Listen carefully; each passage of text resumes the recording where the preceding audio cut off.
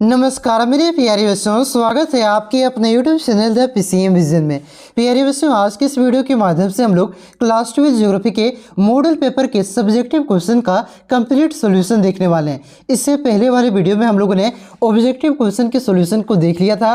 तो आज के इस वीडियो के माध्यम से हम लोग जो आपके सब्जेक्टिव क्वेश्चन है उसके कंप्लीट सॉल्यूशन को देखने वाले हैं। तो वीडियो पे आप लोग अंत तक बने रहें और चैनल पे पहली बार आएँ तो चैनल को सब्सक्राइब जरूर कीजिएगा। और हाँ, इस वीडियो को आप लोग ज़्यादा से ज़्यादा शेयर करें ताकि यह वीडियो बच्चों तक ज़्यादा से ज़्यादा पहुंच पाए। तो चलिए शुरू करते हैं और एक एक करके सारे क्वेश्चन को देख लेते हैं। लेकिन उससे पहले यहाँ पे देखिए बच्चों, जो आपका क्वेश्चन नंबर 1 से लेकर के था 25 तक जो आपका ऑब्जेक्टिव क्वेश्चन था उसको हम लोगों ने देख लिया था। यहाँ पे हम लोग आपका 26 नंबर से जो आपका क्वेश्चन है वहाँ से हम लोग शुरू करने वाले हैं। ठीक है, तो चलिए शुरू करते हैं। तो देखिए बच्चों, सबसे पहले आपका अति लघु उत्तरीय प्रश्न है, यानी कि शॉर्ट आंसर टाइप क्वेश्चन है। और ये जो आपका अति लघु उत्तरीय प्रश्न है एक क्वेश्चन नंबर 26 से लेकर के क्वेश्चन नंबर 34 तक है, यानी कि टोटल आपका 9 अति लघु उत्तरीय प्रश्न है। और ये 9 प्रश्नों में से आपको किन्हीं 7 प्रश्नों का उत्तर देना है जो आप लोग अच्छा से जानते हैं। और प्रत्येक अति लघु उत्तरीय प्रश्न आपका एक नंबर का है, तो इसके उत्तर को आपको ज़्यादा बड़ा करके नहीं लिखना है। इसके उत्तर को आपको एक शब्द में तो एक वाक्य में देना है। क्लियर है? तो चलिए अब हम लोग डायरेक्ट क्वेश्चन पे आते हैं। तो देखिए बच्चों, जो आपका सब्जेक्टिव क्वेश्चन है एक क्वेश्चन नंबर 26 से शुरू है। तो देखिए 26 नंबर का क्वेश्चन है आपका कि संभववाद क्या है। बहुत ही वीवीआई क्वेश्चन है। एक क्वेश्चन कई बार बोर्ड एग्जाम में पूछा जा चुका है और इस बार भी पूछे जाने की प्रबल संभावना है। तो देखिए, प्रकृति के नियम को समझकर प्रौद्योगिकी का विकास करना तथा प्रकृति को अपने अनुसार ढालना ही संभववाद है। यानी कि सिंपल भाषा में इसका मीनिंग ये हुआ कि जो आपका नेचर है, जो आपका प्राकृतिक है, उसके नियम को समझ करके प्रौद्योगिकी यानी कि टेक्नोलॉजी का विकास करना तथा प्रकृति को अपने अनुसार ढालना ही क्या कहलाता है? संभववाद कहलाता है। क्लियर है बच्चों? उसके बाद देखिए अगला क्वेश्चन आपका क्या है कि जनसंख्या वृद्धि क्या है। तो देखिए, 2 समय अंतरालों के बीच जनसंख्या में हुए परिवर्तन को जनसंख्या वृद्धि कहते हैं। यानी कि जो आपका 2 समय अंतराल है उसमें जो आपका जनसंख्या में परिवर्तन देखने को मिलता है उसी को क्या कहते हैं? जनसंख्या वृद्धि कहते हैं। जैसे कि एग्जाम्पल के तौर पर आप लोग समझिएगा, जैसे कि मान के चलिए आपका 2001 में आपका जनगणना हुआ था, फिर उसके बाद आपका 2011 में जनगणना हुआ। तो ये जो आपका 10 साल के समय अंतराल में आपका जो जनसंख्या में परिवर्तन देखने को मिला इसी को क्या कहते हैं? जनसंख्या वृद्धि कहते हैं। क्लियर है? उसके बाद देखिए अगला क्वेश्चन आपका क्या है कि गहन कृषि किसे कहते हैं। तो देखिए, अत्यधिक जनसंख्या वाले प्रदेश में कम भूमि पर आधुनिक तकनीक की सहायता से फसलों का ज़्यादा उत्पादन करना गहन कृषि कहलाता है। यानी कि जहाँ पे जनसंख्या आपका ज़्यादा होता है और आपका क्या होता है? भूमि वहाँ पे कम होता है। तो वही कम भूमि में आपका टेक्नोलॉजी का प्रयोग करके ज़्यादा फसल का उत्पादन करना ही क्या कहलाता है? गहन कृषि कहलाता है। क्लियर है बच्चों? सारा क्वेश्चन का आंसर आपको सिंपल भाषा में मिलेगा और एक वाक्य से ज़्यादा आपको नहीं मिलेगा। ठीक है, क्योंकि यहाँ पे सारा क्वेश्चन का आंसर मैंने अपने से तैयार किया हुआ है। ऐसा नहीं कि गूगल से कॉपी किया है, ऐसा नहीं कि आपका कोई बुक से कॉपी किया, नहीं। सारा क्वेश्चन का आंसर आपको अपने भाषा में यानी कि आसान शब्दों में मिलेगा। और इसी प्रकार से मैंने आपका सिर्फ जियोग्राफी नहीं, आपका पॉलिटिकल साइंस का सब्जेक्टिव क्वेश्चन हो, तो इकोनॉमिक्स का हो, तो हिस्ट्री का हो, तो इंग्लिश कोर का हो, सारा सब्जेक्ट का जो सब्जेक्टिव क्वेश्चन का उत्तर है ये मैंने अपने भाषा में तैयार किया हुआ है। और आपको इसको ज़्यादा रटना नहीं पड़ेगा, इसे आप लोग एक बार पढ़ करके आसानी से याद रख सकते हैं। ठीक है, चलिए अगला क्वेश्चन देखिए आपका क्या दिया हुआ है कि विनिर्माण उद्योग से आप क्या समझते हैं। तो देखिए, विनिर्माण उद्योग का शाब्दिक अर्थ मशीनों की सहायता से बड़े पैमाने पर वस्तुओं का उत्पादन करना विनिर्माण उद्योग कहलाता है। यानी कि विनिर्माण उद्योग किसे कहते हैं? तो मशीनों की सहायता से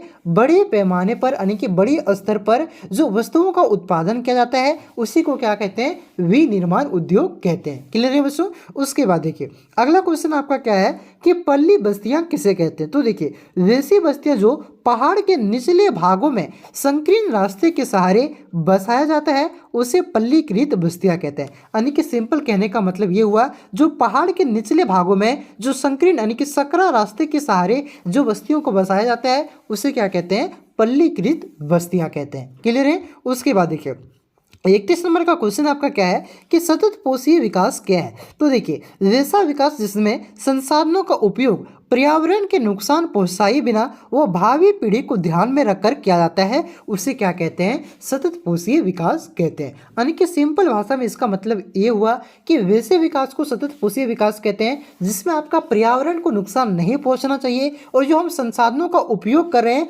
इसको आपका भावी पीढ़ी को ध्यान में रख करके, यानी कि जो भविष्य में आने वाली पीढ़ी है उसको ध्यान में रख करके करना चाहिए। तो ऐसे विकास को क्या कहेंगे? सतत पोषीय विकास कहेंगे। क्लियर है? उसके बाद देखिए अगला क्वेश्चन आपका क्या है कि ऋतु प्रवास क्या है। देखिए ऋतु प्रवास क्या है, आपका नाम से ही पता चल रहा है। ऋतु का मतलब क्या होता है? ऋतु का मतलब होता है आपका मौसम और प्रवास का मतलब होता है एक स्थान से दूसरे स्थान में जाकर के रहना। क्या कहलाता है? आपका प्रवास कहलाता है। तो सिंपल मीनिंग ये हुआ कि मौसम व ऋतु के परिवर्तन के कारण जब कोई भी व्यक्ति या परिवार क्या होता है एक स्थान से दूसरे स्थान में जाकर के रहता है तो उसी को क्या कहते हैं? ऋतु प्रवास कहते हैं। वही लिखा हुआ है देखिए कि मौसम व ऋतु परिवर्तन के कारण जब कोई भी व्यक्ति व परिवार का समूह एक स्थान से दूसरे स्थान पर जाता है तो उसे क्या कहते हैं? ऋतु प्रवास कहते हैं। क्लियर है बच्चों? उसके बाद देखिए अगला क्वेश्चन आपका क्या है कि व्यापार संतुलन से आपका क्या तात्पर्य है। तो देखिए किसी भी देश के निर्यात और आयात में अंतर को व्यापार संतुलन कहते हैं। देखिए यहाँ पे आपका एक वर्ड आया हुआ है निर्यात और एक वर्ड है आपका आयात। तो निर्यात का मतलब क्या होता है? जब कोई भी देश अपने देश में बने हुए सामान को दूसरे देशों को बेचता है तो उसे क्या कहते हैं? उसे निर्यात कहते हैं। और जस्ट इसका उल्टा जब कोई भी देश दूसरे देशों में बने हुए सामान को अपने देश में के लिए खरीदता है अथवा अपने देश में मंगाता है उसे क्या कहते हैं? उसे आयात कहते हैं। और निर्यात और आयात के अंतर को ही क्या कहा जाता है? व्यापार संतुलन कहा जाता है। क्लियर है बच्चों? इसी प्रकार से आपको सिंपल लैंग्वेज में लिखना है कि किसी भी देश के निर्यात और आयात के अंतर को क्या कहते हैं? व्यापार संतुलन कहते हैं। ज्यादा लंबा चौड़ा नहीं लिखना है। पहले भी मैंने आपको बताया कि जो आपका अति लघु उत्तरीय प्रश्न है ये आपका एक नंबर का है और जो आपका एक नंबर के क्वेश्चन होते हैं उसके उत्तर को आपको एक शब्द में अथवा एक वाक्य में देना है। ठीक है, चलिए अगला क्वेश्चन देखिए आपका क्या है कि औद्योगिकरण की प्रक्रिया से कौन से प्रदूषण मुख्य रूप से उत्पन्न होते हैं। तो औद्योगिकरण की प्रक्रिया से आपका वायु प्रदूषण, जल प्रदूषण और मृदा प्रदूषण मुख्य रूप से उत्पन्न होते हैं। क्लियर है? उसके बाद देखिए अब जो आपका क्वेश्चन है बच्चों ये क्वेश्चन आपका लघु उत्तरीय प्रश्न है, यानी कि 3 नंबरिया क्वेश्चन है। और टोटल कितने 3 नंबरिया क्वेश्चन है? तो टोटल आपका 8 3 नंबरिया क्वेश्चन है और ये 8 प्रश्नों में से आपको किन्हीं 6 प्रश्नों का उत्तर देना है जो आप लोग अच्छा से जानते हैं। लेकिन मॉडल पेपर में जितना भी क्वेश्चन दिया गया है ये सारे क्वेश्चन का सॉल्यूशन मैं यहाँ पे आपको करवा रहा हूँ क्योंकि मॉडल पेपर का कोई भी क्वेश्चन आपके बोर्ड एग्जाम में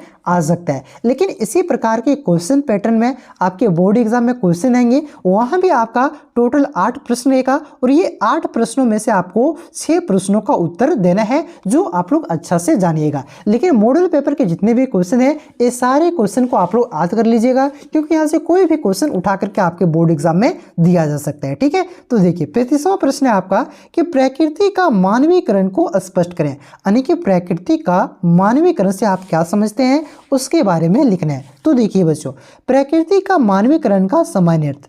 तो देखिए जब मानव अपनी कौशल क्षमता का प्रयोग करते हुए प्राकृतिक संसाधनों का उपयोग कर जब धरातल पर नई सांस्कृतिक भूदृश्य का निर्माण किया जाता है तो उसे प्रकृति का मानवीकरण कहते हैं। जैसे आधुनिक कृषि कार्य, समुद्र एवं स्थलीय मार्ग में परिवर्तन एवं संचार सहायक साधनों का विकास। ठीक है, करना। देखिए यहाँ पे सिंपल इसका मीनिंग ये हुआ कि प्रकृति का मानवीकरण का अर्थ क्या होता है। तो सिंपल आपको ये लिखना है कि मानव अपनी कौशल क्षमता का मतलब क्या होता है? बुद्धि। ठीक है, तो मानव यानी कि मनुष्य अपने बुद्धि का प्रयोग करते हुए प्राकृतिक संसाधनों का उपयोग करके जब कोई भी नई संसाधन है तो कोई भी नई वस्तु का निर्माण करता है तो उसे क्या कहते हैं? प्रकृति का मानवीकरण कहते हैं। ठीक है, क्लियर है बच्चों? जैसे कि आपका हो गया आधुनिक कृषि कार्य हो गए, अतु समुद्र एवं स्थलीय मार्ग में परिवर्तन हो गया, अतु संचार सहायक साधनों का विकास करना एक इसके एग्जाम्पल है। तो ये आपका प्रकृति का मानवीकरण का एग्जाम्पल है। क्लियर है? उसके बाद देखिए इतना लिखिएगा तो आपको कितना मिलेगा? 1 नंबर मिलेगा। अब आगे आपको क्या करना है? प्रकृति के मानवीकरण की विशेषता को लिख देना है। ठीक है, तब आपको 3 में से 3 मिलेगा। देखिए यहाँ पे आपका क्या है? प्रकृति के मानवीकरण की विशेषता। तो देखिए इसके अनुसार मानव पर्यावरण का एक शक्तिशाली साधन है जो पर्यावरण को परिवर्तित करने की में सक्षम है। ठीक है, पहली विशेषता इसका क्या है कि मानव आपका क्या है? पर्यावरण का एक शक्तिशाली साधन है जो खुद क्या कर सकता है? पर्यावरण को परिवर्तित कर सकते हैं। उसके बाद देखिए इसकी दूसरी विशेषता क्या है कि मनुष्य अपने क्रियाकलापों के द्वारा प्राकृतिक पर्यावरण में परिवर्तन कर नई सांस्कृतिक भूदृश्य का निर्माण करती है, जैसे रेल मार्ग, कृषि और उपग्रह आदि। उसके बाद तीसरा जो इसकी विशेषता है कि वर्तमान में मनुष्य प्राकृतिक वातावरण के पूर्ण नियंत्रण में नहीं है, बल्कि अपने तकनीकों का ज्ञान के माध्यम से विजय प्राप्त करने में सक्रिय है, जैसे नदी बांध का निर्माण करना एवं नियंत्रण एवं बिजली उत्पादन करना। उसके बाद देखिए इसका चौथा विशेषता आप लोग लिखना चाहें तो लिख सकते हैं। 3 नंबर का है तो 3 ही विशेषता रखना है, लेकिन यहाँ पे मैं आपको 4 बता दिया हूँ। अगर बोर्ड एग्जाम में यही क्वेश्चन 5 नंबर में दे दे तो इतना लिखने पर आपको 5 नंबर भी मिल जाएगा। ठीक है, तो देखिए चौथा विषय क्या है कि मनुष्य अपने क्रियाकलापों से पर्यावरण को प्रभावित करती है, जो धीरे धीरे प्रकृति का मानवीकरण का छाप स्पष्ट दिखाई देता है। यानी कि मनुष्य के द्वारा जो भी क्रियाकलाप होते हैं इससे क्या होता है, आपका पर्यावरण प्रभावित होता है और इससे क्या हो रहा है, धीरे धीरे आपका प्रकृति का यानी कि नेचर का मानवीकरण का छाप स्पष्ट रूप से दिखाई दे रहा है। फिर आपको लिखना है अतः फिर भी प्रकृति की अवहेलना नहीं की जा सकता है, क्योंकि प्राकृतिक वातावरण के बिना मनुष्य के जीवन की कल्पना नहीं की जा सकती। क्योंकि आप सही बात है, प्रकृति के आपका वातावरण के बिना क्या कर सकते हैं, अगर ऑक्सीजन नहीं रहेगा, ये प्राकृतिक चीज़ है, हाइड्रोजन नहीं रहेगा, जल नहीं रहेगा, तो क्या हम लोग मनुष्य के जीवन की कल्पना कर सकते हैं क्या, नहीं। तो प्रकृति को अवहेलना नहीं किया जा सकता है। क्लियर बच्चों, तो इतना आप लोग लिखिएगा। 5 नंबर में आएगा तो 5 नंबर मिल जाएगा। अगर 3 नंबर में आएगा तो एक आपका 3 ही विशेषता को लिखना है और आप लोग लास्ट में इस तरह से लिख दीजिएगा, 3 नंबर आपको मिल जाएगा। उसके बाद देखिए एक क्वेश्चन आपका पक्का बोर्ड एग्जाम में आएगा। ठीक है, 95% संभावना है एक क्वेश्चन आपको देखने को मिलेगा। क्वेश्चन क्या आपका कि जल परिवहन के 3 लाभ बताएं। तो देखिए जल परिवहन व्यापार में बहुत उपयोगी है। भारत का 95% विदेशी व्यापार समुद्री जल परिवहन के द्वारा किया जाता है। ठीक है, जो आपका जल परिवहन है यानी कि जल के माध्यम से जो आपका परिवहन किया जाता है, एक स्थान से दूसरे स्थान में जाया जाता है। ठीक है, ये आपका बहुत ही ज्यादा उपयोगी है और इसका मुख्य रूप से किसमें प्रयोग किया जाता है, तो व्यापार करने में किया जाता है। भारत का जो भी आपका 95% के लगभग जो आपका व्यापार होता है बच्चों, ये किस मार्ग से होता है, तो ये आपका जलीय मार्ग यानी कि समुद्री जल परिवहन के द्वारा किया जाता है। इसका क्या क्या महत्व है तो क्या क्या विशेषता है, तो देखिए पहले लिखिएगा जल परिवहन के महत्व, तो लिखिएगा जल परिवहन की विशेषता। ठीक है, पहला क्या विशेषता है कि सबसे सस्ता साधन, ये जो आपका है अन्य परिवहन की तुलना में सबसे सस्ता साधन है। आप देखिए क्या होता है, ये थोड़ा सा धीरे चलता है, नाव देखिए आपका थोड़ा सा धीरे चलता है एरोप्लेन की तुलना में, लेकिन ये सबसे सस्ता साधन, इसमें बहुत ही कम पैसा लगता है एक स्थान से दूसरे स्थान में जाने और तो कोई भी सामान को ले जाने आ जाने में। ठीक है, तो वही लिखा हुआ है देखिए कि जल परिवहन सबसे सस्ता साधन है। इसमें रेल मार्ग एवं सड़क मार्ग बनाने की कोई व्यय नहीं होती है, क्योंकि यह मार्ग प्राकृतिक होते हैं। देखिए आपका नाव चलाने के लिए कोई मार्ग बनाने की जरूरत पड़ती है क्या, नहीं ना। जबकि रोड में आपका गाड़ी चलाने के लिए रोड बनाना पड़ता है, साथ ही साथ आपका ट्रेन चलाने के लिए रेलवे मार्ग बनाना पड़ता है। तो ये आपका जो सबसे सस्ता साधन है ये आपका क्या है, जल परिवहन है। ये पहली विशेषता हो गया। दूसरा हो गया कि भार ढोने में अधिक क्षमता। जल परिवहन अन्य परिवहनों की तुलना में अधिक भार ढोने में क्षमता है। एक जहाज अपने भार का 6 गुना भार एक स्थान से दूसरे स्थान तक पहुंचा सकता है। ठीक है, दूसरी क्या विशेषता है, तो भार ढोने में क्या है, इसकी अधिक क्षमता है। ये बहुत ही मतलब कम जगह पर आपका क्या कर सकता है, आपका ज्यादा भार को ढो सकते हैं। क्लियर है, आप लोगों ने देखा होगा कि कितना बड़ा बड़ा जहाज होता है, पानी जहाज, क्या उतना बड़ा गाड़ी होता है क्या, नहीं ना होता है। तो ये भार ढोने में बहुत ही ज्यादा क्या होता है, आपका ये आपका अधिक उपयोगी होता है। ठीक है, उसके बाद देखिए तीसरी इसकी विशेषता क्या है कि विदेशी व्यापार में सहायक। जब परिवहन विदेशी करता है जिससे कि आर्थिक विकास में वृद्धि होती है। भारत का लगभग 95% विदेशी व्यापार समुद्री जल परिवहन के द्वारा होता है। ठीक है, तो यह इसकी क्या होगी, 3 विशेषता हो गया। उसके बाद देखिए 37वां क्वेश्चन आपका क्या है कि आकार के आधार पर उद्योग को कितने वर्गों में विभाजित किया जाता है, किसी एक पर संक्षिप्त वर्णन करें। तो देखिए आकार के आधार पर उद्योग 4 प्रकार के होते हैं। पहला आपका कौन सा है, तो पहला आपका बृहद उद्योग है। बृहद उद्योग किसे कहते हैं, तो देखिए औद्योगिक इकाइयां जिनमें पूंजी निवेश 10 करोड़ रुपये या उससे अधिक है, जैसे Tata iron and steel company. ठीक है, तो वृहद उद्योग किसे कहेंगे, ऐसी औद्योगिक इकाइयों को वृहद उद्योग कहेंगे जिसकी पूंजी या तो निवेश क्या है आपका 10 करोड़ और उससे अधिक हो। ठीक है, उसे क्या कहेंगे, वृहद उद्योग कहेंगे। इसके एग्जाम्पल आप लोग लिख सकते हैं,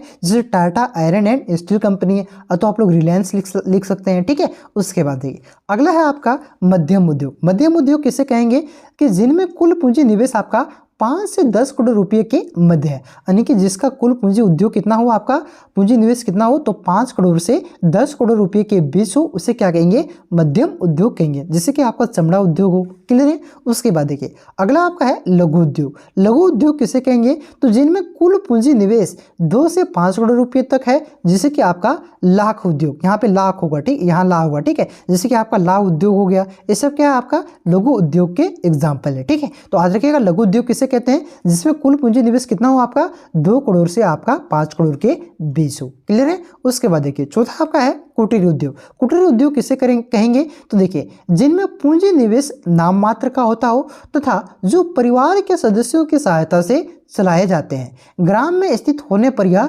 ग्रामीण उद्योग और नगर में स्थित होने पर यह नगरीय कुटीर उद्योग कहे जाते हैं। तो कुटीर उद्योग किसे कहेंगे, जिसमें आपका नाम मात्र का पूंजी निवेश हो, यानी कि ज़्यादा पूंजी उसमें नहीं हो, मान के चलिए 1 लाख 2 लाख रुपया हो, साथ ही साथ इसमें जो काम करने वाले व्यक्ति हो ये क्या घर के ही व्यक्ति होते हैं, यानी कि परिवार के ही व्यक्ति होते हैं। इसे क्या कहते हैं, कुटीर उद्योग कहते हैं। अगर गाँव में कोई भी कुटीर उद्योग स्थित है तो उसे क्या कहेंगे, ग्रामीण उद्योग कहेंगे। अगर यह नगर में है तो इसे नगरीय कुटीर उद्योग कहे जाते हैं। क्लियर है बच्चों।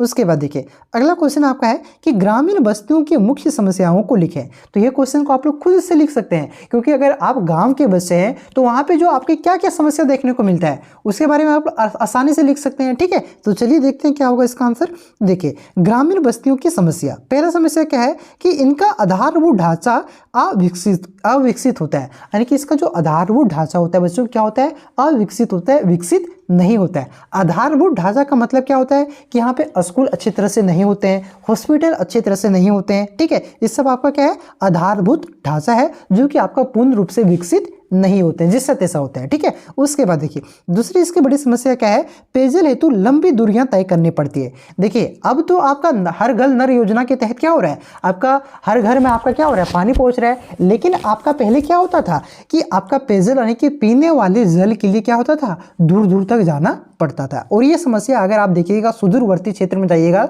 तो आज भी वहां पे ये समस्या है।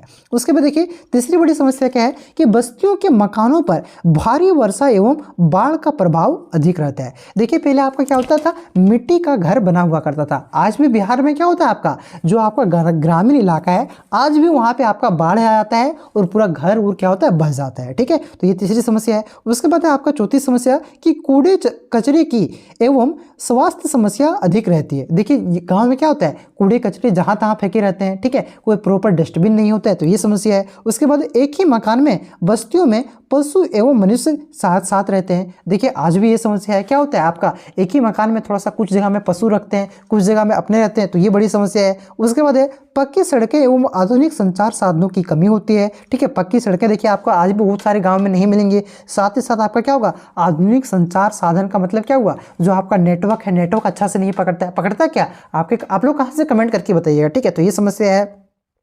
उसके बाद है आपातकालीन सेवाओं का ग्रामीण बस्तियों में अभाव। कोई भी आपातकालीन सेवा जैसे कि आपका एम्बुलेंस की जरूरत पड़ गया हो तो तुरंत नहीं पहुंचता है, तो ये सब आपका समस्या का क्या है, आपका गांव में अभाव है। तो कोई भी आप लोग 6 लिख सकते हैं, 5 लिख सकते हैं, आपको 3 नंबर मिल जाएगा। ठीक है, ये थोड़ा सा आप लोग अपने से सोच के लिख सकते हैं। आप लोग ग्रामीण इलाके के बच्चे हैं, हम लोग ग्रामीण इलाके के बच्चे हैं, तो हम लोग खुद से देख करके क्या क्या समस्या है उसके बारे में लिख दीजिएगा ना, अपने से भी लिखिएगा फिर भी आपको नंबर मिल जाएगा। ठीक है, चलिए अगला क्वेश्चन देखिए आपका क्या है कि शुष्क और आर्द्र कृषि में अंतर लिखें।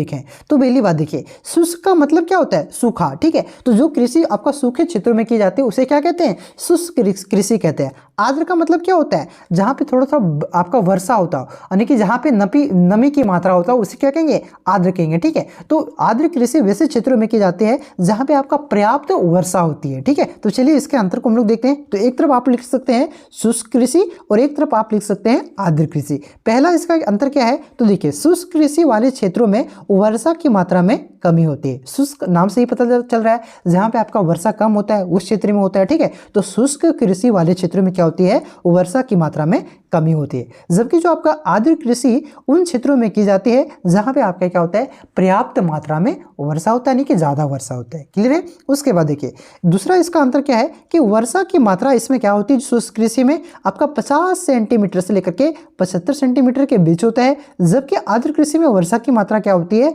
150 सेंटीमीटर से 200 सेंटीमीटर तक होता है। उसके बाद देखिए यहाँ पे इसके तीसरे मुख्य मतलब अंतर क्या है कि यहाँ ऐसी फसलें बोई जाती है जिनमें कम पानी की आवश्यकता पड़ती होती है, जैसे कि ज्वार, बाजरा, मक्का, तिलहन, ठीक है। जबकि जो आपका आर्द्र कृषि है उसमें ऐसी फसलों को बोई जाती है जिसमें अधिक पानी की आवश्यकता होती है, जैसे कि चावल, रबर, चाय आदि, ठीक है। उसके बाद देखिए जो आपका शुष्क कृषि है ये सूखे क्षेत्र, ठीक है, जैसे कि आपका राजस्थान हो गया हो या तो गुजरात है, महाराष्ट्र है आदि शुष्क कृषि में आदि क्षेत्रों में आपका किया जाता है शुष्क कृषि। जबकि आपका केरल, पश्चिम बंगाल, असम आदि राज्यों में क्या होता है आपका आर्द्र कृषि होता है, ठीक है। तो ये आपका हो गया शुष्क और आर्द्र कृषि में अंतर। उसके बाद देखिए आगे आपका कि पवन ऊर्जा पर संक्षिप्त टिप्पणी लिखे। तो देखिए बहती हुई हवा की गति से जो ऊर्जा प्राप्त होती है उसे क्या कहते हैं, पवन ऊर्जा कहते हैं। पवन का मतलब ही क्या होता है, हवा होता है, ठीक है। तो जो बहती हुई हवा की गति से जो हमें ऊर्जा प्राप्त होता है उसी को क्या कहते हैं, पवन ऊर्जा कहते हैं। पवन की गति का उपयोग कृषि कार्य एवं परिवहन में मनुष्य बहुत पहले से ही करता आ रहा है। वर्तमान में पवन ऊर्जा का उपयोग पवन चक्कियों के द्वारा भूगर्भ से जल निकलने के लिए किया जाता है। भारत में पवन ऊर्जा की कुल संभावित क्षमता आपका 45,000 मेगावाट आकी गई है। 31 मार्च 2008 तक कुल मिलाकर के 8757 मेगावाट क्षमता जोड़ी गई है, जिसमें जर्मनी, अमेरिका और स्पेन के बाद भारत विश्व में 5वें स्थान पर पवन ऊर्जा यूज करने के क्रम में पहुंच गया है। क्लियर बच्चों, तो ये हो गया आपका क्या, ये पवन ऊर्जा पर संक्षिप्त टिप्पणी। उसके बाद देखिए अगला क्वेश्चन आपका क्या है कि खनिजों के संरक्षण एवं प्रबंधन क्यों आवश्यक है, उसके बारे में यहाँ पे आपको लिखना है। तो खनिजों का संरक्षण एवं प्रबंधन क्यों आवश्यक है, तो देखिए खनिज आपका क्या है, आपका कम मात्रा में यानी कि सीमित मात्रा में है, इस वजह से इसका संरक्षण एवं प्रबंधन जरूरी है। तो इस पर देखिए यहाँ पे लिखते हैं, देखिए खनिजों का संरक्षण एवं प्रबंधन निम्नलिखित कारणों से आवश्यक है। पहला कारण क्या है कि जो खनिज संसाधनों का भंडार है ये आपका सीमित मात्रा में है, एक समय के बाद क्या होगा, जल्दी ज़्यादा उपयोग करने से तो ब्लैक मार्केट में जाने से क्या होगा आपका खत्म हो जाएगा, ठीक है, सीमित मात्रा में। दूसरा कारण क्या है कि क्यों ये आवश्यक है, तो देखिए खनिज संसाधनों के निर्माण में लाखों वर्ष की आवश्यकता होती है, लेकिन खनिजों की पुनः पूर्ति दर की तुलना में खपत दर बहुत ही अधिक है। देखिए क्या होता है, जो खनिज बनने में यानी कि जिसे खनिज का मतलब क्या, जो लोहा बना हुआ है, जो आपका कोयला बना हुआ है, इससे बनने में कितना टाइम लगता है, तो इसे बनने में आपका लाखों वर्ष लगते हैं, ठीक है। और जो इसका बनने में टाइम पीरियड है ये बहुत ही ज़्यादा स्लो है, बहुत धीरे धीरे ये बनता है, और इसका जो हम लोग खपत कर रहे हैं ये आपका काफ़ी तेजी से कर रहे हैं, ठीक है। तो इस वजह से ये आपका क्या है, संरक्षित करना आवश्यक है। उसके बाद तीसरा है कि खनिज संसाधनों की खपत दर पुनः पूर्ति की दर से बहुत ज़्यादा होने से भी बहुत तेजी से खनिज संसाधन कम हो रहे हैं, इस वजह से। उसके बाद है खनिज एक गैर नवीकरणीय संसाधन है, यानी कि इसे दोबारा उत्पन्न नहीं किया जा सकता है क्योंकि इसको बनाने में लंबा समय लगता है, इस वजह से। साथ ही साथ आपका अर्थव्यवस्था के 3 क्षेत्र, चाहे वह कृषि हो, उद्योग हो, अथवा सेवा क्षेत्र हो, प्रत्यक्ष और अप्रत्यक्ष रूप से खनिजों पर निर्भर करता है, इस वजह से इसका संरक्षण जरूरी है, ठीक है। तो ये 5 पॉइंट मैंने बताया, 5 नंबर में भी आएगा तो 5 लिख दीजिएगा, 3 नंबर का है तो 3 नंबर में। देखिए मेन मकसद क्या है, आपका बोर्ड एग्जाम में आना चाहिए। अगर ये 3 पॉइंट आप लिख करके आते हैं, याद करके जाते हैं और 5 नंबर में आ गया तो 3 पॉइंट लिखिएगा तो वहां पे 3 नंबर मिलेगा। इस वजह से मैं आपको 5 पॉइंट आपको बताते हुए चल रहा हूं, ठीक है। थोड़ा सा 3 नंबरिया क्वेश्चन बढ़ा करके चल रहा हूं क्योंकि 3 नंबरिया और 5 नंबरिया क्वेश्चन में अंतर नहीं है, ये आपका अदला बदली भी हो सकता है। 5 नंबरिया 3 नंबरिया में आ जाएगा और 3 नंबरिया क्वेश्चन 5 नंबरिया में आ जाएगा, तो आपको ये थोड़ा सा बड़ा छोटा करना आना चाहिए, ठीक है। तो मैं यहाँ पे आपको 5 पॉइंट बताया, कोई भी 3 पॉइंट लिखिएगा, तो कोई भी आप लोग 5 नंबर में आए तो 5 लिख दीजिएगा, 5 नंबर मिल जाएगा, ठीक है। उसके बाद देखिए अगला क्वेश्चन आपका क्या है कि जल अथवा मृदा प्रदूषण के रोकथाम के लिए 4 महत्वपूर्ण सुझाव दीजिए, ठीक है। यानी कि जल प्रदूषण और मृदा प्रदूषण को किस प्रकार से रोका जा सकता है उसके बारे में 4 महत्वपूर्ण सुझाव को लिखना है। तो देखिए सबसे पहले हम लोग यहाँ पे देखेंगे जल प्रदूषण को किस प्रकार से रोका जा सकता है, फिर हम लोग देखेंगे मृदा प्रदूषण को किस प्रकार से रोका जा सकता है, ठीक है। तो देखिए जल प्रदूषण की रोकथाम के निम्नलिखित सुझाव महत्वपूर्ण है। पहला देखिए क्या है कि नगरों की गंदगी को सीधे आसपास के जल स्रोतों में नहीं मिलने देना चाहिए, इसे परिष्कृत यानी कि इसको छाननी लगा करके छानना मतलब फिल्टर किया जाना चाहिए, ठीक है। मतलब कि जो नगर से आपके नाली से क्या निकलता है, आपका कचरा निकलता है, वो डायरेक्ट नदियों में चला जाता है तो तालाबों में चला जाता है, तो इसे डायरेक्ट तालाबों तो नदियों में नहीं भेजना चाहिए। इससे क्या करना चाहिए, यहाँ पे फिल्टर मशीन लगाना चाहिए, फिल्टर करके पानी को नदी या तालाब में भेजना चाहिए। उसके बाद दूसरा पॉइंट है कि सीवेज का जल भी सीधे नदियों में नहीं मिलने देना चाहिए। देखिए सीवेज का मतलब क्या हुआ, तो शहर में बहुत बहुत सारी छोटे छोटे नालियाँ होती है, और ये जो छोटे छोटे नालियाँ होती है ये किसी बड़े नाले से मिलता है, ठीक है। और ये जो आपका बड़े नाले होता है ये किसी ना किसी नदी से जाकर के मिलता है, और ये जो आपका बड़े नाले होता है इसी को क्या कहा जाता है, सीवेज कहा जाता है, ठीक है। तो जो सीवेज का जो जल होता है ये आपका नदियों से जाकर के मिलता है, तो सीवेज का जो जल होता है ये आपका डायरेक्ट नदियों से नहीं मिलना चाहिए, ठीक है। पहले इसको फिल्टर किया जाना चाहिए और फिर इसका पानी नदियों में छोड़ना चाहिए, क्योंकि डायरेक्ट इसे छोड़ने से नदियों का जल भी क्या होता है, प्रदूषित होता है। क्लियर है बच्चों। उसके बाद देखिए अगला पॉइंट आपका क्या है कि औद्योगिक क्षेत्र से कि निकले, यहाँ पे निकले होगा, ठीक है। औद्योगिक क्षेत्र से निकले अपशिष्ट को बिना शोधित किए जल स्रोतों में नहीं मिलना देना चाहिए, ठीक है। यानी कि जो आपका फैक्ट्रियों से आपका जो अपशिष्ट यानी कि जो कचरा निकलता है इसे बिना शोधित किए यानी कि बिना फिल्टर किए हुए क्या करना चाहिए, नदियों में यानी कि जो आपका जल स्रोत है, नदी है तो तालाब है, उसमें बिना फिल्टर किए हुए नहीं छोड़ना चाहिए, इससे रोक सकते हैं। साथ ही साथ आपका चौथा पॉइंट है कि कूड़ा करकट निपटाने की उत्तम व्यवस्था की जाए ताकि ये सीधे जल स्रोतों में ना मिल सके, यानी कि जो आपका कूड़ा कचरे होते हैं इसे सही जगह पर जाकर के फेंकना चाहिए, जिससे कि ये क्या हो, आपका नदी तालाब में यानी कि जो आपका जल स्रोत है उसमें आकर के ना मिले, ठीक है। उसके बाद आप देखिए मृदा प्रदूषण के जो आपका प्रदूषण है उसको रोकने के अथवा नियंत्रण करने के आपका उपाय क्या है। तो देखिए पहला पॉइंट आपका कृषि कार्य में रासायनिक खादों के स्थान पर गोबर, घास, कूड़े आदि से निर्मित कंपोस्ट खाद तथा हरी खाद का प्रयोग करना चाहिए, यानी कि जो हम लोग रासायनिक खाद का प्रयोग करते हैं उसका प्रयोग नहीं करना चाहिए, उसके स्थान पर गोबर, घास और जो आपका कंपोस्ट खाद है उसका प्रयोग करना चाहिए या तो हरी खाद का प्रयोग करना चाहिए। दूसरा पॉइंट है इसको रोकने का यानी कि मृदा प्रदूषण को रोकने का उपाय कि एक ही खेत में फसल उगाने के स्थान पर अलग अलग फसल को उगाने से मृदा प्रदूषण को रोकने में सहायता मिलती है, जिससे अनाज वाली फसलों के साथ दाल वाली फसलों को बोई जानी चाहिए, यानी कि एक ही खेत में हम लोग अलग अलग प्रकार के फसल का उत्पादन करेंगे, इससे भी क्या होगा, आपका मृदा प्रदूषण क्या होगी, आपकी कम होगी, मृदा प्रदूषण को रोका जा सकता है। उसके बाद तीसरा पॉइंट है कि मृदा प्रदूषण को रोकने के लिए वृक्षारोपण भी एक प्रभावी उपाय है, यानी कि मृदा प्रदूषण किसे कहते हैं, तो मृदा अपरदन को भी मृदा प्रदूषण कहा जाता है, ठीक है। तो इसको रोकने के लिए क्या करेंगे, वृक्षारोपण करेंगे, यानी कि पेड़ लगाएंगे, इससे भी आपका मृदा प्रदूषण को रोका जा सकता है। चौथा पॉइंट है आपका मृदा प्रदूषण का प्रमुख कारण ठोस अपशिष्ट है, यदि इनका निस्तारण समुचित ढंग से व उपयुक्त विधि से किया जाए तो मृदा प्रदूषण कम किया जा सकेगा, यानी कि जो आपका ठोस अपशिष्ट है, जो कि ठोस कचरा है, इसका अगर सही तरीके से आपका यूज किया जाए, यानी कि सही जगह पर इसको फेंका जाए तो इससे क्या होगा, आपका मृदा प्रदूषण को कम किया जा सकेगा। उसके बाद है कृषि क्षेत्र में अपना कीटनाशकों और उर्वरकों का सीमित प्रयोग से भी क्या होगा, सीमित प्रयोग से भी आप मृदा प्रदूषण को रोक सकते हैं, यानी कि जो आपका खाद का के साथ आप कीटनाशक का प्रयोग करते हैं, ठीक है, जो आप लोग मारने के लिए, कीड़े मकोड़ों को मारने के लिए प्रयोग करते हैं, उसके प्रयोग से भी, उसके कम प्रयोग से भी मृदा प्रदूषण को रोका जा सकता है, ठीक है। तो यह आपका मृदा प्रदूषण और वायु प्रदूषण को रोकने के आपके जल प्रदूषण को रोकने के क्या है, आपके उपाय।